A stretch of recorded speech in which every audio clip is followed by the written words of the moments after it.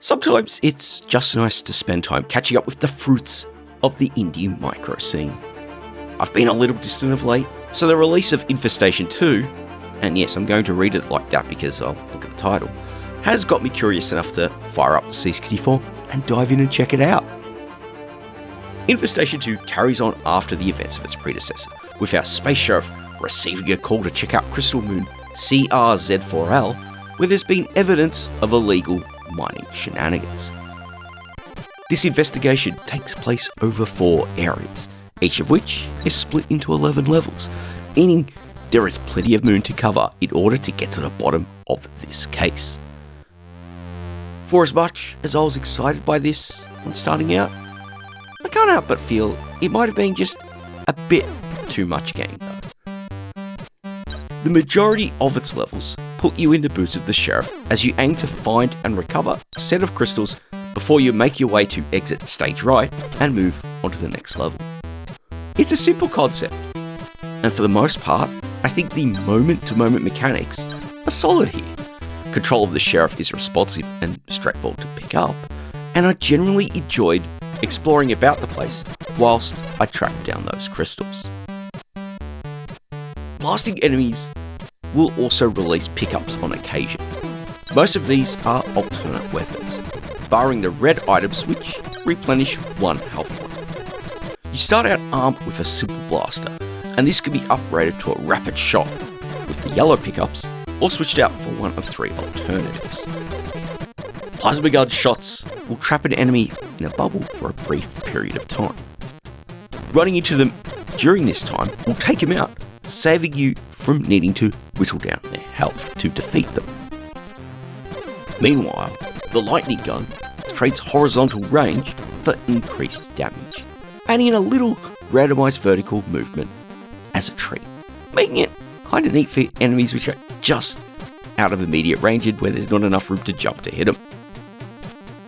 Finally, the boomerang gun fires a shot which returns to you at the end of its journey, dealing extra damage to any enemies it hits whilst coming back. Truth be told, I preferred the rapid fire upgrade for my rifle over any of the other weapons, mainly because I prefer to take out enemies at range, even if that meant having to stand my ground a bit with tougher enemies to whittle their health down. Later areas also introduce a hurdle with your crystal collection duties. The crystal mines of the second area require you to find explosives to blast your way, hero style, through pieces of rock, while the refineries of the third require you to locate keycards to unlock areas of the map. They are simple tricks, and I appreciate how they introduce just enough spice to the proceedings to make exploring later levels a little less repetitive. There is one final twist which comes with each area's finale. Here you take control of D3PUT, the sheriff's deputy droid, to take out a processing plant. You need to move from station to station, introducing differently coloured crystals into them to overload them whilst avoiding the guards. The challenge here comes from those guards and their lethality, particularly because of the range of their shots, meaning D3PUT has to be incredibly careful when moving about to ensure they can get from station to station without being blasted into a tiny little pieces of scrap. This threat of range is kind of what centres my frustrations in playing Infe2tation 2.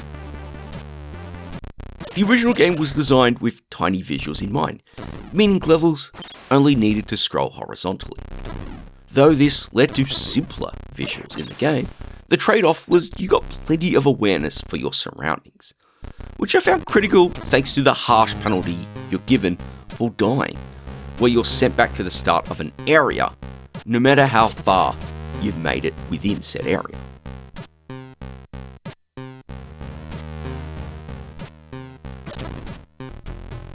The good news is Infe2tation 2 changes this. Should you be killed during a level, you only need to replay that current stage, and you're not taken back further than you need to be. Now, imagine if you'd gotten all the way to the final reactor of an area, died trying to do it because it's kind of a little tricky, and having to replay 11 stages. that would set me off, personally. Now, the bad news is that the choice of going with more detailed character and level visuals results in them feeling incredibly cramped. While both the characters and the levels are nicely drawn, there's plenty of colour, animation and detail, the trade-off is a significant reduction in level visibility. So any major vertical movement as you're exploring the levels for the first time ends up becoming a leap of faith. And of course, a leap of faith usually means that you're likely going to run into an enemy that you weren't expecting.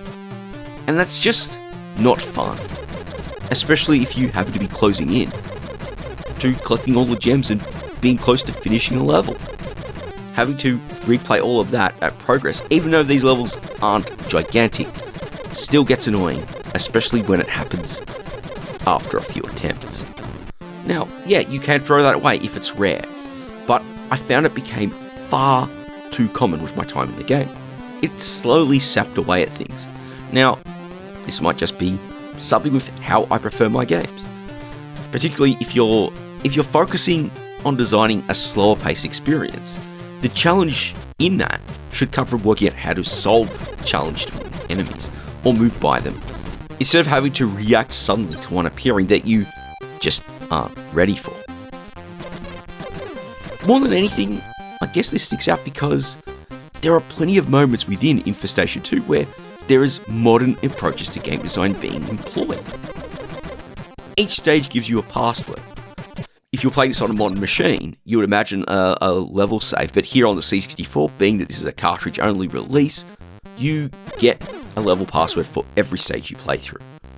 And the concept of lives have been removed, which means if you do make a mistake and mess up, you've got plenty of attempts, as many as you need to try again and work your way through.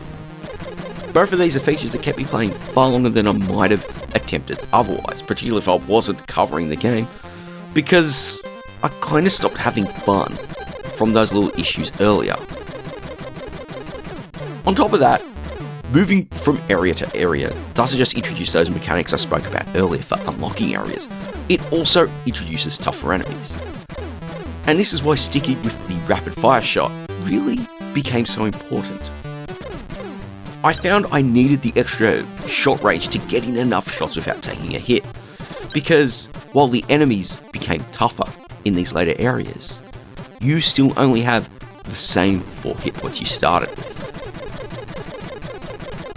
In itself, this is fine, but when these enemies become so much more powerful, it turns the action into a bit of a grind. Yes, you have enemies that are tougher in another game, but sometimes you're usually given more powerful weapons to compensate. You are gaining power, they're gaining power, they're still more powerful, relatively speaking, but you are getting something to compensate. That isn't really the case here. The weapons you can get those weapons within the first stage. You lose them between stages, but you can get them. They're the same as you'll be able to get them in those later areas. I will admit, I won't lie with this. Whenever I get into a game, I start playing it, and then I bounce off it, I'm always a little saddened by the experience. Crafting a game, whether it's a small independent release for a vintage system like this, or at the top tier of AAA, it's not an easy process. Some days it's gotten a lot harder than it used to be, and releasing a game is something always worth celebrating. It's why when I do find myself bouncing off something, I try not to really deliver the boot. I try to be fair and respectful in my criticisms, because I think there's something you can get out of them to make a better game next time. I think it's just seeing the potential in something and finding that it doesn't quite land for you the way you'd like is a result of that. Because, I'll be honest here, there is a lot to like about infe2tation 2. It's just the pieces of it that frustrated me stand out that bit more compared to what works really well. And I think I would love to see a happy medium between the way this game works and the way the first game worked, to give you a fair challenge that didn't rely so much on leaps of faith, on running into enemies blindly, but did give you something to hold on to. There are some really cool ideas here, and I think that those still work despite the frustrations I do have with the game. But I think that's probably the best point for me to leave it there. infe2tation 2 is available as a digital download in cartridge format for both PAL and NTSC C64s. There's going to be a link in the video description as always to check it out. And I think that even if you're curious about what I've spoken about with this game, check it out, support the creator. I think it's worth doing. It's worth always supporting these independent works in this scene. But I think I'm going to leave it there.